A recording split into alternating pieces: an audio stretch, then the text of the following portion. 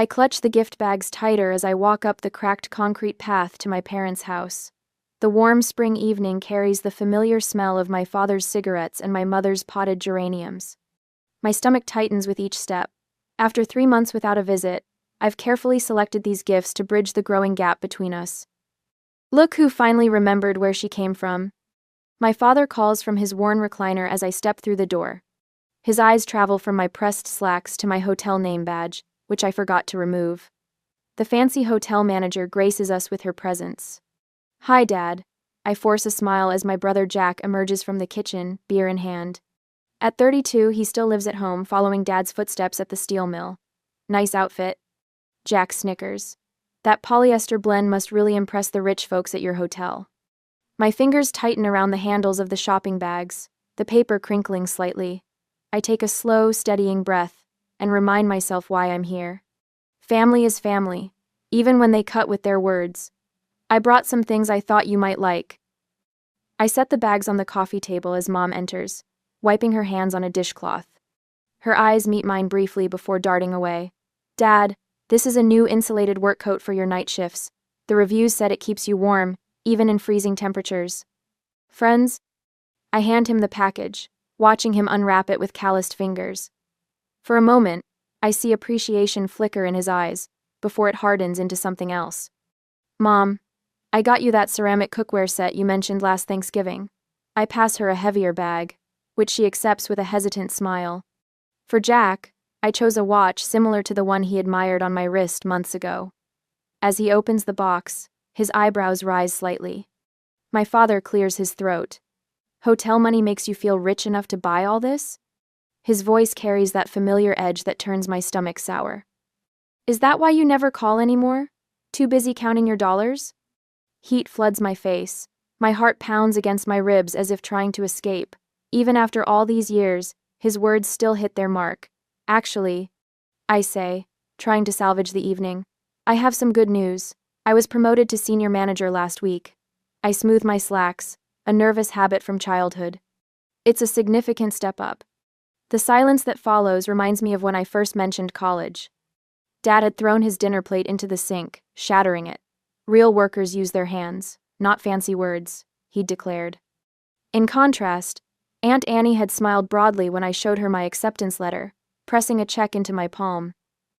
Education is never wasted, she'd whispered, her eyes bright with pride. I study my father's face now, noting how his jaw tightens at my news. Why does every achievement feel like a betrayal in this house? The pattern is so familiar it almost feels choreographed. My success triggers their hostility. Yet some stubborn part of me still craves their approval. I thought maybe seeing what the promotion entails might help you understand why it matters to me, I say, reaching for my laptop bag. The computer inside is brand new, purchased with my first paycheck advance. 6 easy payments still to go. I put together the renovation proposal that convinced corporate to invest in our property. I open the sleek silver laptop on the coffee table, careful to avoid the water rings on the wood. I wanted to share this with you because it matters to me. I say, keying in my password. This presentation is what I'll be showing potential investors tomorrow. Dad snorts. That fancy computer won't help when that hotel fails. Tourist towns always dry up eventually. My fingers pause on the keyboard. This isn't just about showing off an accomplishment. This presentation represents weeks of late nights and research. My first major project as senior manager depends on this laptop. Mom stands silently by the doorway, her new cookware clutched to her chest, eyes fixed on the floor. She hasn't met my gaze once since I arrived. Jack leans forward, setting his unwrapped watch on the table. Still trying to prove you're better than us? Pathetic. The word hangs in the air between us, 3 against 1 in their territory, with my professional future balanced on my lap. I'm having lunch with Aunt Annie tomorrow to celebrate. I say, my voice steadier than I feel. She's excited about the promotion. Dad's face darkens at the mention of his sister's name. My sister always encouraged your foolishness, filled your head with ideas about being something you're not. Aunt Annie believed in me when no one else did, I reply, carefully closing my laptop and slipping it back into its protective case. A small act of self-preservation. She loaned me money for my first semester when you refused. And look where that got you, Dad mutters.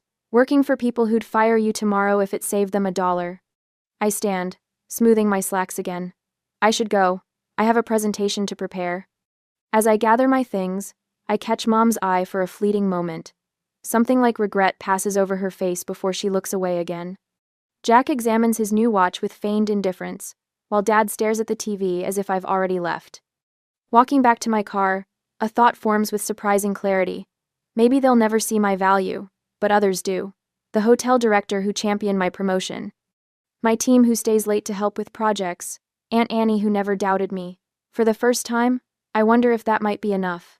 I clutch my laptop to my chest, rising from the sagging couch cushions. The presentation I've spent weeks perfecting is safely tucked inside this silver case, my future balanced in my hands. I should get going, I say, forcing lightness into my voice. Big day tomorrow. Dad's eyes track me as I move toward the door, his jaw working beneath stubbled skin. Something in his expression shifts, a hardening I've seen before, but never fully registered. He sets his beer on the coffee table with deliberate care. Wait, his voice stops me cold. You think you can just breeze in here after 3 months, drop off some guilt presents, and take off? My fingers tighten around the laptop. I'm not trying to. You've always thought you were better than us. Dad rises from his recliner, his frame blocking the path to the door. With your fancy hotel job and your pressed clothes. Jack chuckles from the corner. Those rich folks have her thinking she belongs with them. I glance at Mom, hoping for an ally, but she studies the pattern on her new cookware box, fingers tracing the edges. The air in the living room thickens, pressing against my lungs.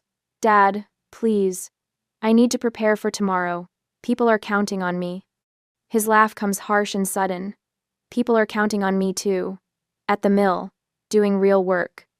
Before I can respond, he lunges forward. His calloused hands wrap around my laptop, wrenching it from my grasp with surprising strength. Dad, what are you doing? His face twists with an anger that seems to have been waiting years for this moment. You need to know your place. Real work is at the mill. The world slows as he raises the laptop above his head. My body freezes, unable to process what I'm seeing. With a grunt, he smashes it to the floor. The crack echoes through the room, metal frame bending, screen splintering into a web of fractures. The hinge breaks free, plastic shards skittering across the worn carpet. I drop to my knees beside the ruined computer. My presentation, my promotion, my future. Now you'll learn what real work feels like, Jack says, not bothering to hide his satisfaction. A memory surfaces, sharp and suddenly clear. Dad, tearing my college application in half when I was 17. My textbooks mysteriously soaked in the bathtub the night before my Saturday. My acceptance letter accidentally thrown into the fireplace. This wasn't the first time. This was simply the first time I couldn't deny the pattern. How could you? My voice comes out steady, surprising me. This has my entire presentation on it. The hotel is counting on me to deliver this tomorrow. Dad towers over me unmoved. Hotels come and go. Family is forever. I stare at my shattered laptop, something shifting inside me. Every achievement in my life had been met with accidents and sabotage. Every step forward countered by their attempts to pull me back. With trembling hands, I pull out my phone and take several photos of the destroyed laptop. Dad frowns, confusion crossing his face as I document the damage from multiple angles. What are you doing? I don't answer. Instead, I reach into my purse and remove the receipt for the laptop's 6 payments still pending. I photograph that too, then carefully return it to my wallet. Casey. Dad's voice softens, taking on the reasonable tone he uses when talking to neighbors. I'm trying to save you from disappointment. That hotel world isn't for people like us. What do you mean, people like us? I ask, gathering the largest pieces of broken plastic and metal. Jack steps forward, beer still in hand. Dad says they're bringing in machines at the mill. We could lose everything. The confession hangs in the air between us. Fear not, malice flashes across my father's face. If you fail too, at least we all stay together, Dad says, his voice rough with emotion I rarely hear. Family sticks together. I look at him, really look at him for perhaps the first time. The lines etched deeper around his eyes, the slight tremble in hands that have worked steel for 30 years, the terror of obsolescence. They're not cartoon villains. They're scared people making terrible choices. Your father just wants what's best for all of us. Mom finally speaks, her voice small but certain, her loyalty never wavering, even now. I finish collecting the pieces of my computer, placing them carefully into my laptop bag. Each broken fragment represents years of their silent campaign against my independence. I always hoped we could be a real family, I say, standing with as much dignity as I can muster. But I guess I was wrong. Dad's expression falters. Casey, don't be dramatic. It's just a computer. I turn toward the door, laptop bag clutched against my chest. It's not about the computer. It's about respect. Something I've never gotten in this house. Instead of driving to my apartment, I find myself navigating the familiar streets to Aunt Annie's neighborhood. Her porch light glows warm against the evening darkness as I park in her driveway. Before I can knock, the door swings open. Annie takes one look at my face and the bag in my arms. "Oh, honey, what happened?" she asks, pulling me into an embrace that smells of cinnamon and stability. Inside her kitchen, I spread the broken pieces across her table. Annie listens without interruption as I explain what happened. When I finish, she disappears into her spare room and returns with an old laptop. "It's not fancy, but it works," she says, placing it beside the ruins of mine. "They can break things, but they can't break you." I run my finger along a crack in the screen of my destroyed computer. This isn't about a computer. This is about respect. Annie nods, her eyes fierce with understanding. "Then we better make sure you knock that presentation out of the park tomorrow." For the first time since walking into my parents' house, I feel my shoulders relax. I won't let them take this opportunity from me. "No," Annie agrees, squeezing my hand. "We won't." I pace the floral carpet in Aunt Annie's living room, my phone clutched against my ear. The clock on her mantel shows 2:13 a.m., but sleep is the furthest thing from my mind. "Yes, I understand you're closed." I tell the hotel's IT support line, keeping my voice steady despite the panic threatening to bubble up. I just need to confirm whether my presentation autosaved before my laptop was damaged. Annie appears in the doorway wearing a faded bathrobe, her silver-streaked hair loose around her shoulders. She carries 2 steaming mugs of tea, concern etching deeper lines around her eyes. "Good news," I tell her, after hanging up. "Everything's backed up to the company drive. I can access it from any computer." Annie sets the tea down with a soft clink. "Smart girl. Always prepared." "I learned my lesson after what happened to my college application," I say, remembering how my acceptance letter mysteriously disappeared from the mail pile years ago. I always back up important work now. Annie sinks into her armchair, the springs creaking softly beneath her. "Your father did similar things to me when we were young, you know. Broke my camera the week before my photography scholarship interview." My stomach tightens. "You never told me that." "Some family stories are harder to share than others." She sips her tea. "Have you noticed that these accidents always happen right before your big opportunities?" The realization lands like a stone. Every major milestone, college acceptance, first apartment lease signing, promotion interviews, all preceded by mysterious mishaps or emergencies requiring my immediate attention and resources. How did I not see it before? My voice sounds hollow even to my own ears. Annie opens a drawer in the side table and removes a small notebook. "Your mother gave me this last Christmas. She said she didn't know what to do with it." I flip through pages of my mother's neat handwriting dates, job titles, salary figures, a complete record of my career milestones, carefully maintained in secret. "She's been keeping track," I whisper. "I think part of her is proud," Annie says. "She just can't show it." The weight of this revelation settles over me, but alongside it comes a strange sense of clarity. They can break my possessions, but they can't erase my achievements or my knowledge. "Let's see what we can salvage," Annie says, disappearing into her spare room. She returns with an ancient laptop, bulky and worn but functioning. They can break things, but they can't break your mind. I power up the computer, its fan whirring loudly in the quiet house. The screen glows blue, illuminating Annie's determined face. "I'm not just going to deliver this presentation," I say, fingers already flying across the unfamiliar keyboard. "I'm going to make it memorable." Annie squeezes my shoulder. "That's my girl." We work through the night, recovering files and rebuilding slides. By morning, my eyes burn from exhaustion, but the presentation is better than the original, leaner, more focused, with a narrative that turns obstacles into opportunities. Just before 7 a.m., I save the final version and close my eyes for 20 precious minutes of rest. The conference room feels cavernous as I step inside, clutching Annie's ancient laptop. 6 board members in tailored suits glance up from their phones and tablets, eyebrows rising at the outdated machine in my hands. Casey? The hotel director begins. Is everything all right with your equipment? Instead of apologizing or making excuses, I set the laptop down firmly on the table and meet his gaze. Sometimes obstacles appear right before opportunities, I say, my voice clear and confident. How we handle them defines us. I connect the laptop to the projector with cables Annie found in her attic. The first slide appears, crisp and professional despite its humble origin.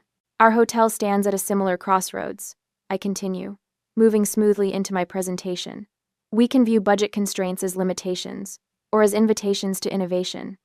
The room shifts. I feel it attention, sharpening, skepticism giving way to curiosity. For the next 20 minutes, I guide them through renovation proposals that emphasize character over cost, uniqueness over uniformity. The old laptop hums steadily, a reminder of resilience. When I finish, the director closes his portfolio with a decisive snap. I've been on the fence about increasing departmental budgets. He says, not anymore. Casey, your team gets the first allocation. My phone buzzes repeatedly in my pocket, texts from my parents asking for their monthly bill money, now 3 days late. I silence it without looking and accept the congratulations coming from around the table. As the board members file out, Regina from accounting pauses beside me. I don't know how you stayed so calm with that old laptop. I would have been a nervous wreck. I smile, a genuine one that reaches my eyes. It's just a tool. The ideas are what matter.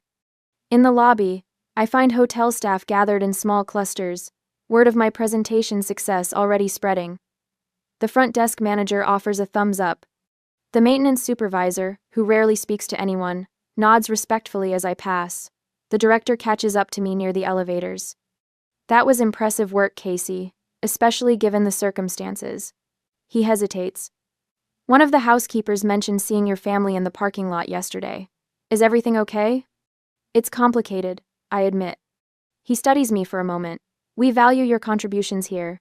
If you need an advance on your bonus for a new computer, just say the word. We invest in people who invest in themselves. Before I can respond, I spot Aunt Annie waiting by the front entrance, clutching a small bouquet of yellow daisies. I knew you'd knock their socks off, she says, embracing me tightly. Looking over her shoulder, I see my colleagues watching with approval. These people, my professional family, value what I bring to the table. They see me. You should stay with me until things cool down, Annie says as we walk to her car. My house has always been your house. Sunlight warms my face as we cross the parking lot. For the first time in days, I feel light, unburdened. The question that's been haunting me since the night my laptop shattered feels less urgent now. Do I cut ties completely, or give them one more chance to understand what they've done? I don't need to decide today. With Annie beside me and a workplace that appreciates my value, I have time to consider my next steps carefully. The most important thing I've learned is that I'm not alone in this battle. As we pull away from the hotel, I turn to Annie. Thank you for believing in me. She smiles, eyes on the road ahead. Always have, always will. 3 days after my presentation success, I sit at Aunt Annie's dining room table, surrounded by papers, receipts, and my borrowed laptop. The glow of victory has faded, replaced by something colder and more clinical. I've traded emotional reactions for methodical planning. I can't make decisions based on hurt feelings. I tell Annie as she sets a mug of coffee beside my growing stack of documents. This has to be about facts. The table has become my command center. Spreadsheets track every bill I've paid for my parents over the years. Electricity, water, internet.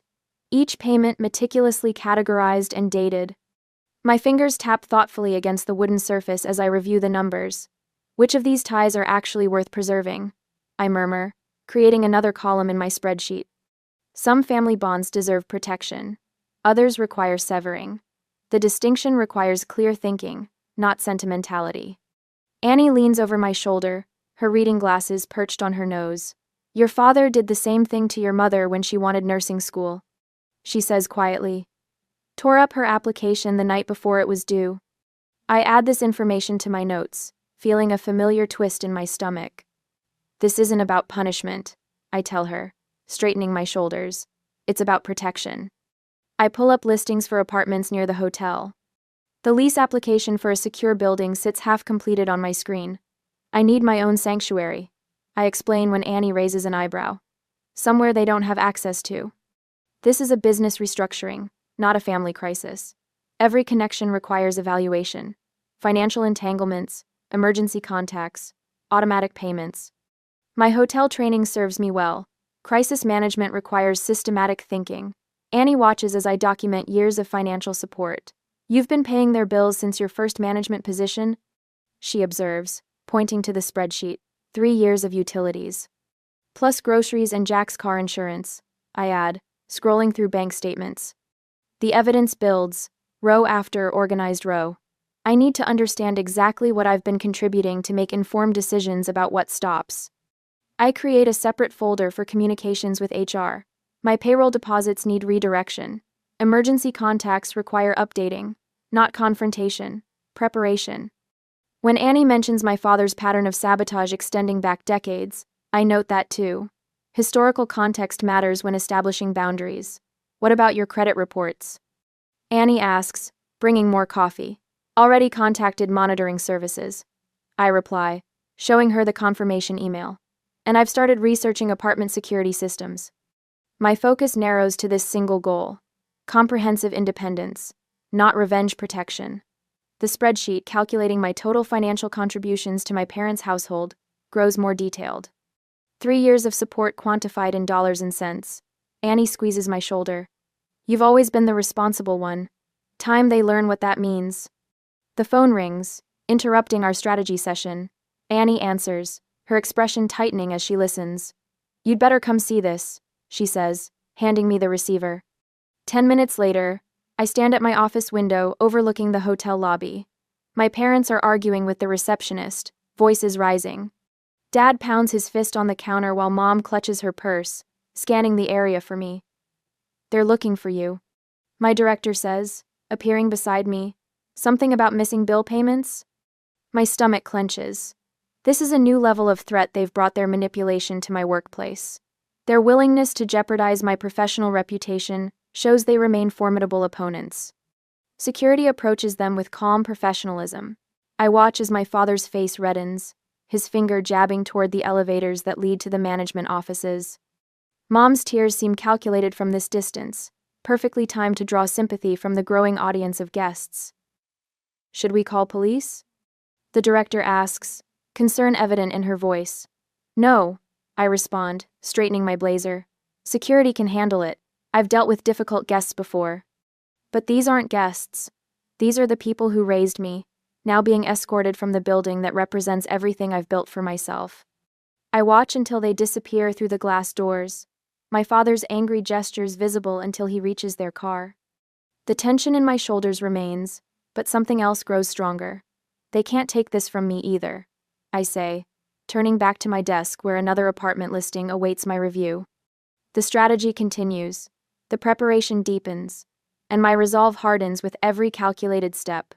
The apartment key feels substantial in my palm as I unlock the door to my new place. 3 weeks after the laptop incident, and I've secured a second-floor unit with a security desk downstairs. The building requires key fob access after hours, a feature I specifically sought out.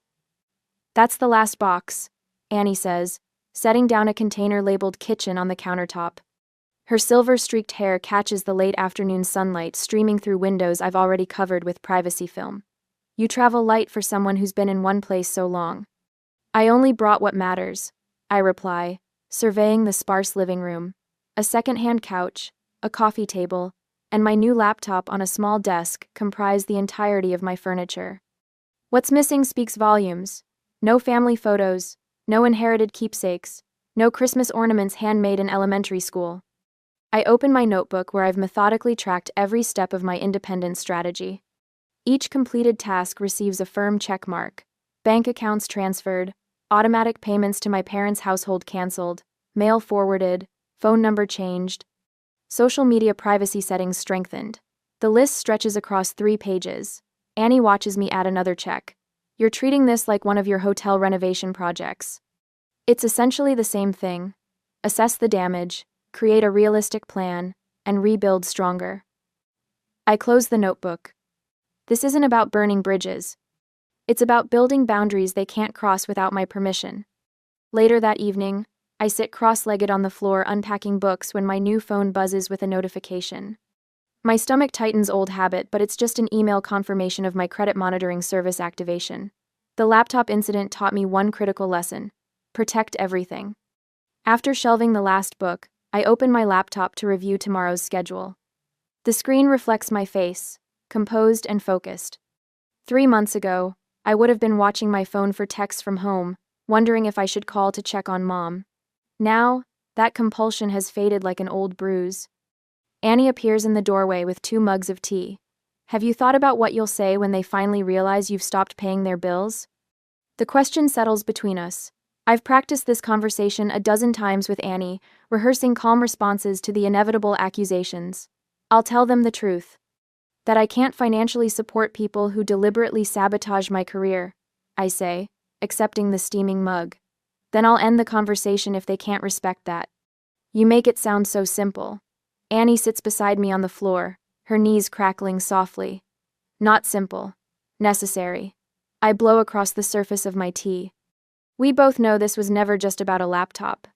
The next morning, I step out of the shower to find my phone vibrating against the bathroom counter. My mother's name appears on the screen, the first contact in 3 weeks. I answer on the 4th ring. Casey? Monica's voice wavers. The power company called. They said you canceled the automatic payments. Our electricity gets shut off tomorrow if we don't pay. Her words tumble out between sniffles. What's happening? Why are you doing this to us? My rehearsed response evaporates as something in her tone catches me off guard. Not anger, but genuine confusion, as if my actions were completely unprovoked. Mom, after what happened with my laptop and presentation, your father's been so upset. She interrupts. He told everyone you've abandoned us. Your cousin Vicky called to ask what she could do to help. The whole family thinks you've turned your back on us. The revelation hits like cold water.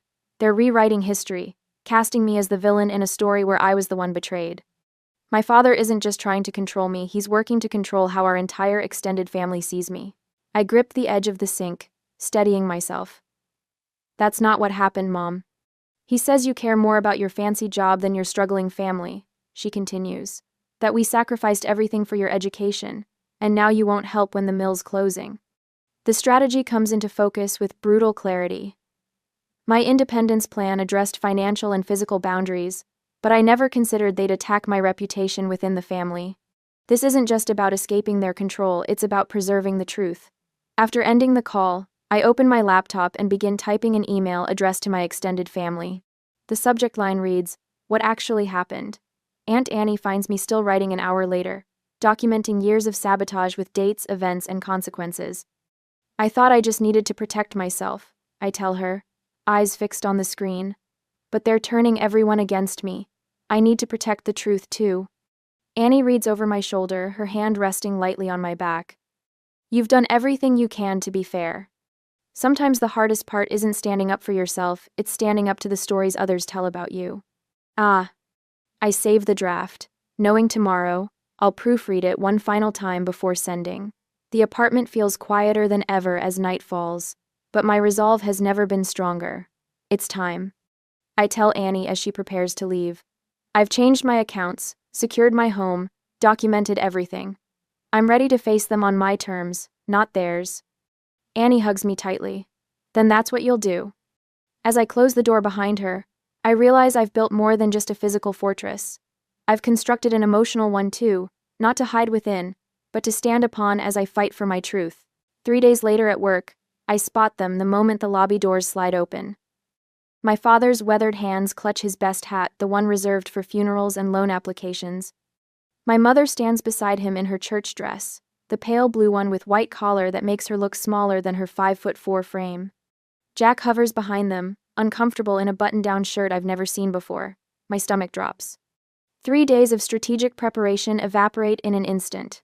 There she is, my father announces, voice booming across the marble floor. Several guests turn. My colleague Marcus raises an eyebrow from behind the reservation desk. Our hotel manager, daughter. The words sound wrong coming from him, proud instead of mocking.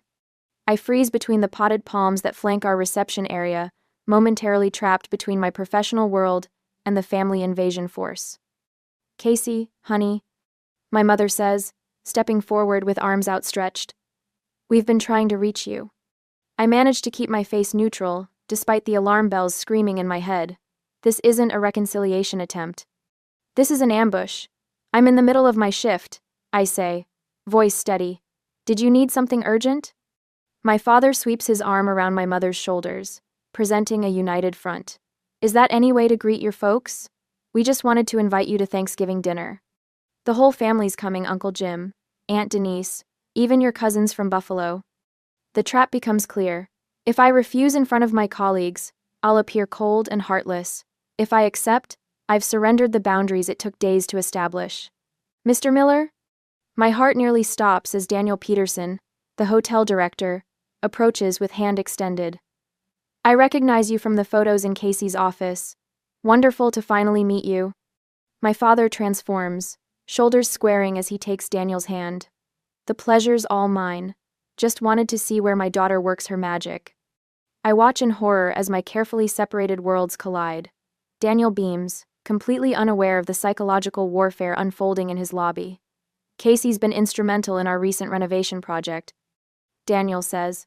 The board was extremely impressed with her presentation. That's our girl, my mother chimes in, tears gathering at the corners of her eyes. Always the smart one in the family. Jack steps forward, completing their formation. We're really proud of her, he adds, with enough sincerity to convince anyone who doesn't know better. Daniel turns to me, genuine warmth in his expression. You never mentioned your family was stopping by today. It was meant to be a surprise, my father says before I can respond.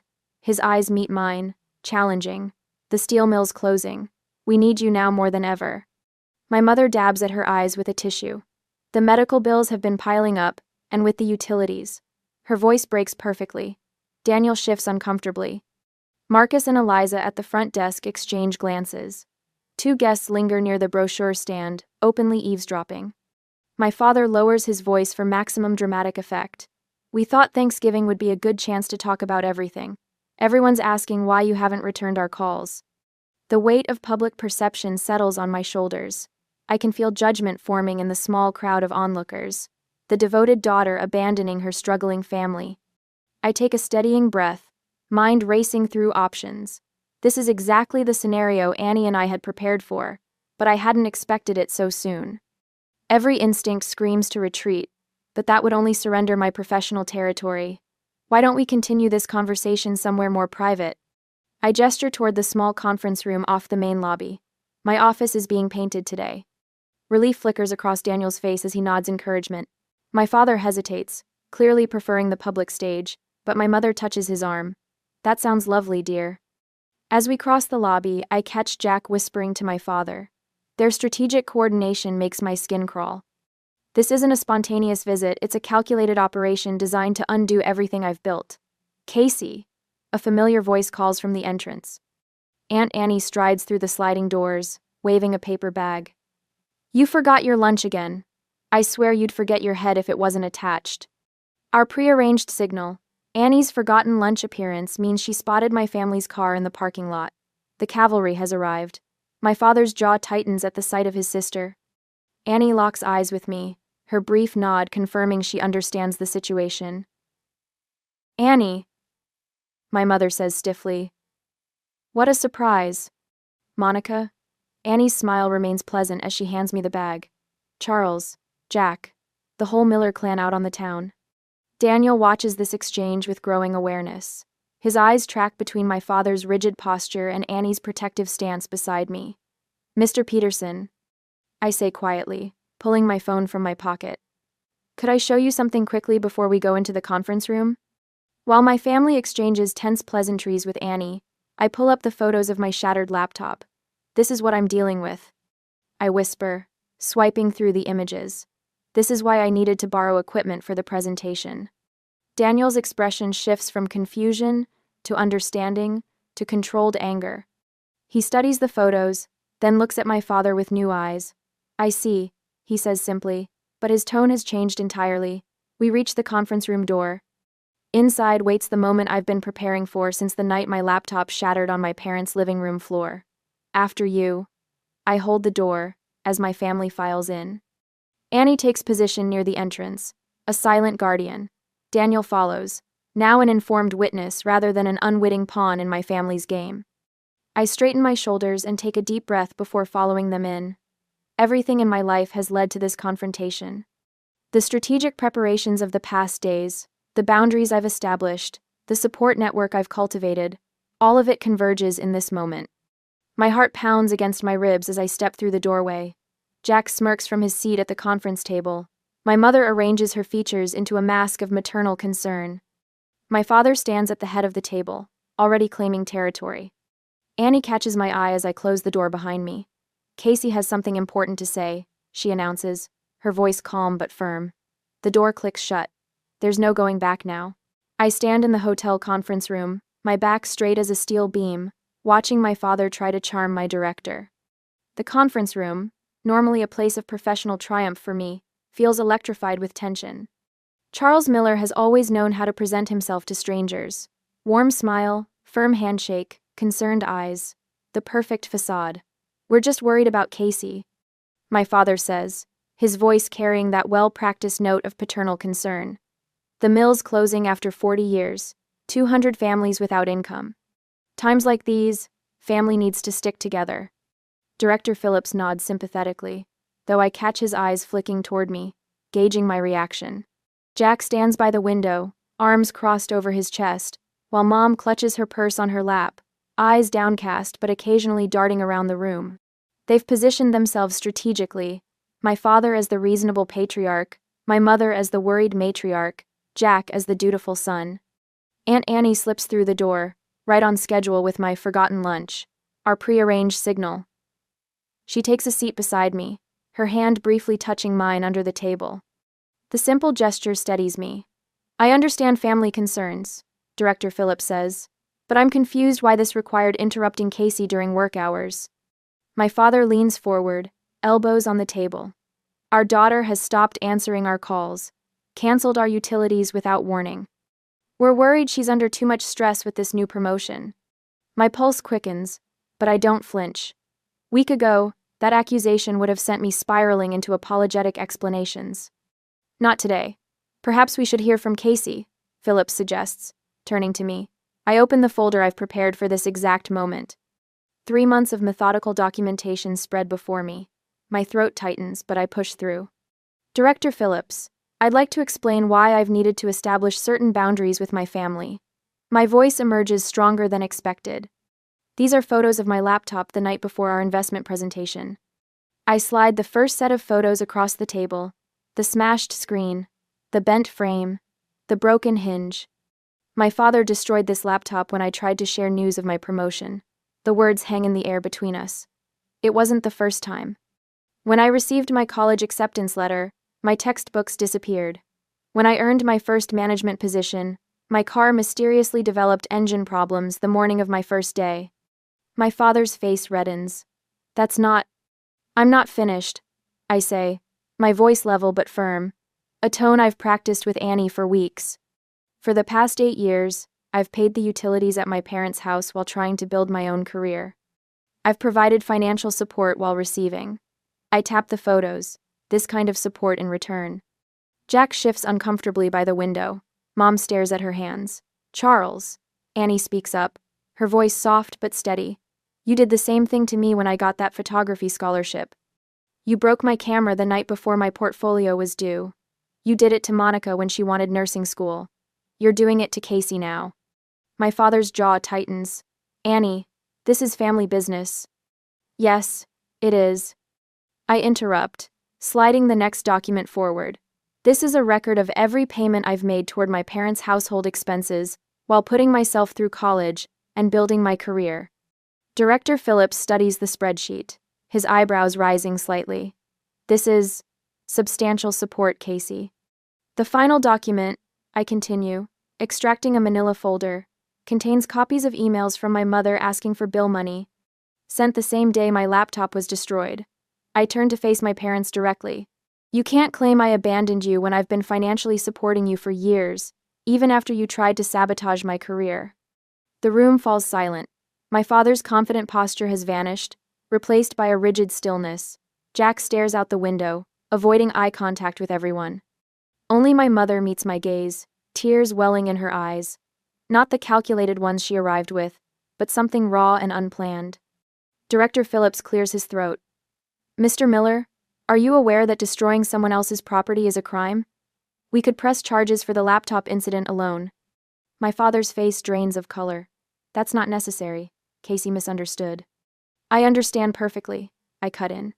You've spent years making sure I failed so you wouldn't have to face your own fears about the changing economy. You needed me to validate your choices by failing alongside you. But that's not love, Dad. That's control. Cumblit. Director Phillips stands, his decision visible in his posture. This behavior is completely unacceptable in any family. I'm afraid I'll have to ask you all to leave the premises immediately. You can't just, my father begins, but Phillips continues. Any further disruption to my staff will involve security. Casey is one of our most valuable employees, and I won't tolerate this kind of interference with her professional life. My father's face transforms, the mask of reasonable concern crumbles, revealing the tightly controlled fury beneath. His fingers curl into fists, then release. For a terrifying moment, I think he might overturn the table, but instead, he takes a shuddering breath, desperately trying to maintain his composure. Jack finally turns from the window. His expression stuns me, shock, as if he never expected consequences to actually materialize. As if the pattern we've lived with for decades was supposed to continue without challenge. Casey, my mother whispers, we need you. The mill is really closing. I look at her, really look at her, and see the woman who watched silently all those years, never intervening. I know, Mom. But needing me doesn't give you the right to destroy what I've built. Phillips moves toward the door, a clear signal this meeting is ending. My father stands, shoulders rigid with barely contained rage. Jack follows, looking less certain than when they arrived. I'll always be your daughter, I tell them as they prepare to leave, but I won't be your victim. When you're ready to respect me and my choices, we can talk again, but not until then, and never here at my workplace. As they file out, Annie's hand finds mine again. Her eyes shine with unshed tears. You stood up for yourself like I never could, she whispers. Director Phillips watches the door close behind my family before turning to me. Those who tear others down reveal more about themselves than their targets, he says. Your presentation after that laptop incident showed me exactly who you are, Casey. This just confirms it. The room feels different once they're gone, lighter somehow, as if gravity itself has recalibrated. I expected to feel hollowed out, maybe even grief-stricken, but instead, there's a calm certainty. For the first time since leaving home, I've set the terms for my life instead of reacting to theirs. Are you okay? Annie asks. I consider the question carefully. The bridge to my childhood is burning behind me, but ahead lies something I've never fully experienced before. Freedom without guilt. I think I will be. I answer, gathering my documents. For the first time, I think I really will be. I clutch my coffee mug tighter as the hotel director slides a certificate across her polished desk. Employee of the Quarter shines in embossed gold lettering beneath my name. The board was particularly impressed with how you handled everything last week, she says, leaning back in her chair. Not many people could deliver a flawless presentation after a family crisis, let alone manage the confrontation with such professionalism. My fingers trace the edge of the frame. 3 weeks since the conference room showdown, and I still wake up some mornings half expecting to find myself back in my parents' house, diminished and desperate for their approval. Thank you, I say, the words still feeling new in my mouth. Before, I'd have deflected, minimized my achievement. Now I let the recognition settle, a small weight balancing the heavier ones I've carried. The staff's talking about it, you know, not the drama, your composure. The way you stood your ground. Her eyes crinkle at the corners. That kind of leadership can't be taught. Outside her window, tourists stroll along the hotel's manicured path. I spot a father lifting his daughter onto his shoulders, her small hands gripping his forehead for balance. Something twists inside me, but the pain feels distant now, like an old injury that only aches before rain. Have you heard from them? she asks. I shake my head. They left town the day after. Jack texted once to say the mill officially closed last week. I set my mug down. I think it's better this way. What I don't tell her is how much lighter I feel. How I've slept through the night for the first time in years. How decisions come easier without the weight of anticipated disapproval. That evening, Annie waits for me on her front porch, 2 glasses of lemonade sweating on the small table between rocking chairs. Our Tuesday tradition, now officially marked in both our calendars. I made the appointment. I tell her, settling into the familiar creak of the rocker. The therapist you recommended had an opening next week. Annie nods, satisfaction warming her face. Good. Understanding those patterns will help, Casey. Some wounds need more than time. I sip my lemonade, tart and sweet on my tongue. I updated my emergency contacts at work today. Put your name at the top. Her hand finds mine, squeezes once. About time. We sit in comfortable silence as the sun dips lower, painting her azaleas in golden light. A car backfires down the street, and I notice I don't flinch anymore. You know, Annie says after a while, family isn't always blood. Sometimes it's who believes in you. I finish, and we clink our glasses together. 8 months later, I stand in the hotel's largest conference room, watching my team arrange chairs for tomorrow's regional meeting. The morning light streams through floor-to-ceiling windows, illuminating faces that look to me for guidance without fear. Maria, can you check that the catering order includes the vegetarian options? My voice carries with easy authority. No more second-guessing. No more seeking permission to lead. Already confirmed, Miss Miller. She smiles, clipboard tucked against her chest. And the welcome packets are ready for your review. Where there was once a constant hum of anxiety, I now find a steady rhythm of confidence. My morning ritual has transformed gratitude journal, replacing desperate emails, checking if my achievements were acceptable. 3 pages every morning, listing small victories and unexpected joys. The Anderson group arrives at noon. I tell my team, let's make sure everything's perfect. Perfect. A word I once feared. The standard I could never reach. Now it's simply a direction, not a destination. After work, I drive to the community center where I volunteer weekends teaching financial literacy. The sessions started as a way to fill lonely evenings but evolved into something more meaningful, a chance to help others avoid the dependencies that trapped my parents. My phone buzzes as I pull into my driveway, to my house, 3 blocks from Annie's. No more monthly payments supporting parents who undermined me. The mortgage statement feels like freedom each time it arrives. The text comes from a number I haven't seen in months. Jack, can we meet? I need to talk to you. I consider ignoring it, then remember my therapist's words about chosen engagement versus avoidance. I type back, coffee shop on Elm, tomorrow at 4. Jack arrives 10 minutes early, hands fidgeting with his paper cup. 8 months have thinned his face, added lines around his eyes. When he spots me, he straightens, uncertainty replacing the smugness I remember. Thanks for coming, he says as I slide into the seat across from him. What's going on, Jack? I keep my voice neutral, neither hostile nor welcoming. He stares into his coffee. Dad's sick, his lungs, all those years at the mill. His voice trails off, and I wait, letting him fill the silence. The old me would have jumped to fix things, offer money, solutions, anything to earn approval. I'm sorry to hear that, I say finally, meaning it while maintaining my boundaries. Jack looks up, surprise flashing across his face. That's it? No lecture about karma? Would that help anyone? I ask. Something shifts in his expression. I started working at Uncle Mike's garage, he offers, taking night classes too, mechanical engineering. My eyebrows rise. That's great, Jack, really. I wanted to study archaeology when we were kids, he admits, voice lower. Never told anyone. Dad would have exploded. He rotates his cup slowly. When you chased your goals, I was jealous but also admired you. Should have said that instead of... He gestures vaguely, encompassing all the cruel words, the laughter as my laptop shattered. We talk for an hour. Not about reconciliation with our parents, those bridges remain ashes, but about his tentative steps toward his own identity. About possibilities. About choices. Family can be the ones who wound you deepest, I tell him as we stand to leave, but they can also change. And if they don't? He asks. Then you build something new. I gesture to the window, where Annie waits in her car, pretending not to watch us. My chosen family, my safety net.